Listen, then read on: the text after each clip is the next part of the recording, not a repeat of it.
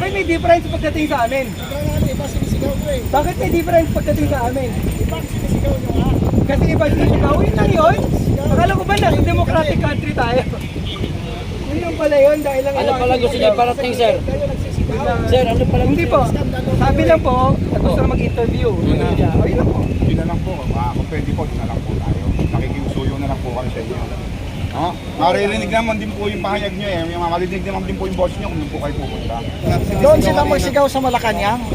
Doon sa Mindula. Doon tamang venue. Hindi dito sa harap ng filing ng certificate of candidacy.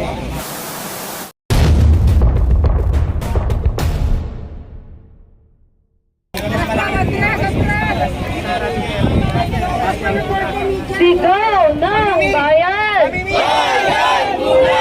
Sigaw ng bayan! Bayan muna! Sahod itaas! Presyo ibaba! Sahod itaas! Presyo ibaba! Sigaw ng bayan! Bayan muna! Sigaw ng bayan! Bayan muna! Servisyo sa tao! Huwag gawing negosyo! Huwag gawing negosyo! Serbisyo sa tao! Atin ang Pinas! Siyang China Layas! atin ang Pinas! China Layas! Nandito tayo para sabahan ang bayan muna, mga susunod na magbibitbit at tunay na magre-representa sa mamamayan. Kasama rin natin ngayon si Sara Duterte na nakarehas, simbolo ng pagsingil ng bayan muna at ng masa sa kanyang korupsyon. Sa mga nakaraang linggo, pinakita ni Sara ang ganit at walang habas na pangungurakot sa kaban ng bayan. Mula sa kanyang kababayaan bilang Secretary ng DepEd, Port Barrel and Confidential Fund, at hindi pagharap sa masa ng budget deliberation, ito ay tunay na betrayal of trust.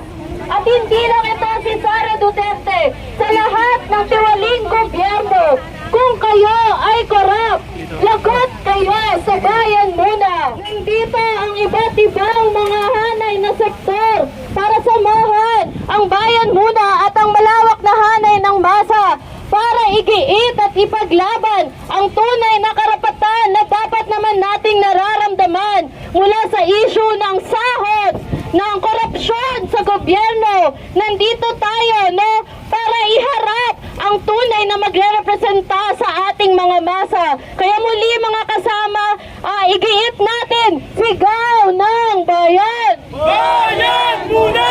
Sigaw ng bayan! Bayan muna! Sahod! Presyo! Sahod! Presyo! Serbisyo sa tao! Huwag gawing negosyo! Huwag gawing negosyo! Serbisyo sa tao! Sahod! Itaas! Presyo ibaba! Sahod! Itaas! Presyo ibaba! Susunod naman kami sa instruction. Siya po interview sa inyo, di ba? Sinasabi. Sa media po. Ayun po, ayun po. Kaya doon nga po tayo eh. Hindi ko lahat ng media, ba't yung media hindi na pare? Ba't yung media hindi na pare? Nagko-cover po sila. Okay. Oo na. Hindi naman po kayo, nagpaparehistro ho ba kayo? Opo, yung Saan po? sa amin, bayan muna. Pwede po kayo. Ngayon, interview Hindi po kayo yung Sabi po ng ABS nga po, mag-i-interview daw po. Di ba? Yun po yung sabi ng ABS. So ito na lang po So, ha. sumusunod po kami sa Instruction ABS. lang po sa amin to, natin na lang po tayo. Ha? Doon po banda, doon po banda. Doon po kayo banda, sorry, pagkaroon na lang po. Yung mga media po ba, alis po ba kayo? Dito lang po kayo, di ba?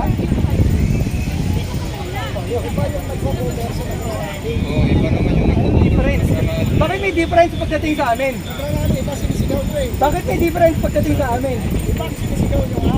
Kasi iba sinisigaw, yun lang yun. Akala ko ba nasa democratic country tayo? Yun lang pala yun, dahil lang Ano pala gusto niya parating, sir? Kayo nagsisigaw. Sir, ano pala Hindi po. Sabi lang po, at gusto na mag-interview. Yun lang po. Yun na lang po, kung pwede po, yun na lang po tayo. Nakikiusuyo na lang po kami sa inyo. Maririnig naman din po yung pahayag nyo eh. Marinig naman din po yung boss nyo kung doon po kayo pupunta. Huwag na lang po dito sa lugar na to. Dahil lang ibang sinisigaw, gilingan nyo. Didinig din naman po yung ano nyo, yung mga hiniing nyo niyan, no? Kung ano man po yun. Doon na lang po tayo sa may bandera, wag lang po dito.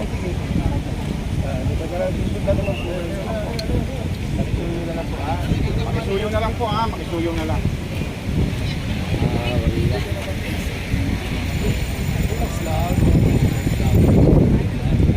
Na-vlog niyo tuloy si tropa mo, Relax lang, relax lang, relax lang. Ano ba yung mga ano nila? Doon sila magsigaw sa Malacanang. Doon sa Mindula. Doon tamang venue, hindi dito sa harap ng filing ng certificate of candidacy. Mga pinali sila. Oo, pinali sila. Kaya nga pinali sila kasi tayo okay sana kayo lang tayo. Hindi tayo nagsisigaw. Sana kung walang filing, okay Oo. Ay hindi ko na matiis yung mga pangatwera nilang mga pangatwera na mga bulok. So ibig sabihin na narinig mo yung sigaw nila, hindi ka na nakatiis. Hindi na ako makatiis. Ito talagang tama. Oo. Isip talaga ito si Oo, may isog talaga oh. Akala niya hindi kayo paparahin. Maisip na matapang parahin. Ay, paparahin na na. No.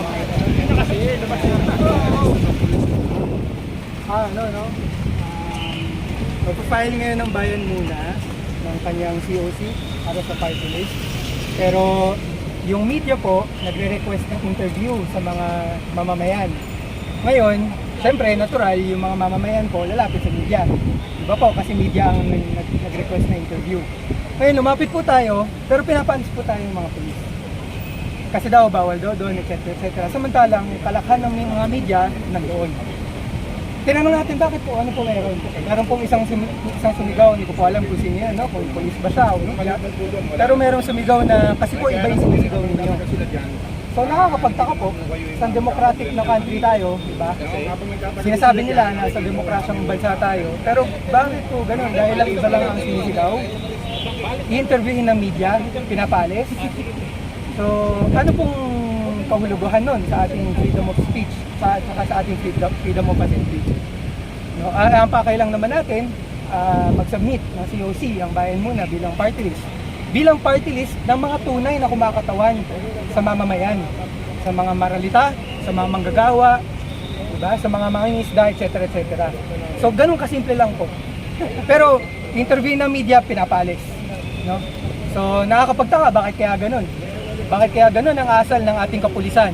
Habang nagpa-file ang taong bayan sa COMELEC, pinapaalis nila yung mga gustong interviewin ng media. Bakit? Ang tanong natin. Kaya sila sinasagot, sabi lang nila, yun po instruction, yun po instruction. Samantalang lahat po ng media nandoon.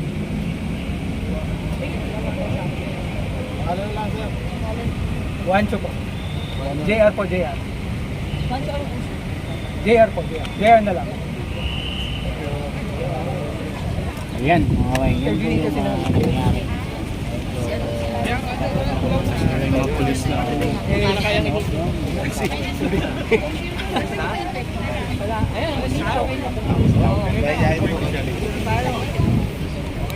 Ibilin doon sa security. Bawal ang ano. Bawal nga kasi rally. Para kasing rally kung ginawa na. Pwedeng mag-file, bawal rally. Pwede sana, yung mag-file lang. Oo. Para kasi ang nangyari sa akin. Rally na kasi yung ginawa nila guys. Wala Yun lang naman po. problema doon. Wala namang problema. Kasi yung ibang grupo naman, Kanina marami din naman, di ba? wala naman Oo. silang sinabing masama. Kaso lang sila. Ano? So yun lang naman yung Kapanoorin niyo pa mga yung polisano na interview na din ako. So yun po yung naging dahilan mga kabahay, no, sa naging nakikita nating kumbaga paglapit ng mga pulis doon sa kaninang sino yun? Pwede ba interview nyo? Sige. So yan po ang kaganapan dito sa labas ng The Manila Hotel mga kabayan ko, kung saan nagaganap po ang filing ng Certificate of Candidacy ngayong araw, sa unang araw po. So abangan nyo po yung ating mga susunod na update dito mga kabayan.